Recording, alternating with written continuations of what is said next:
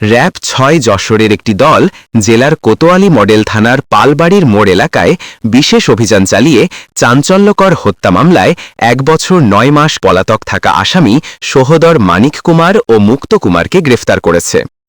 ২০২৪ সালের ২৩ ফেব্রুয়ারি চয়ন দাস ও তার বন্ধুরা চূড়ামনগাটি এলাকায় নামযঞ্জ অনুষ্ঠান দেখার জন্য গেলে খাওয়া দাওয়া নিয়ে আসামি পক্ষের তর্কাতর্কি হয়। এর জের ধরে চয়ন দাসের বন্ধুরা যশোরের ঝিকরগাছা থানার মল্লিকপুর এলাকায় নামযঞ্জ অনুষ্ঠান দেখার জন্য গেলে আসামিরা তাদের ওপর হামলা চালায়। এ ঘটনায় ৩ জন আহত হয়ে হাসপাতাল ভর্তি হয়। ২০২৪ সালের ২৫ ফেব্রুয়ারি চয়ন দাস সহ ৫ বন্ধু আহতদের দেখার জন্য হাসপাতালে যায়। হাসপাতাল থেকে ফেরার পথে শান্তলা আসামিরা তাদের ওপর অতর্কিতভাবে আক্রমণ করে। আহতদের হাসপাতালে নিলে চয়ন দাসকে চিকিৎসক মৃত বলে ঘোষণা করে। ডেস্ক রিপোর্ট, বাংলার গেজেট।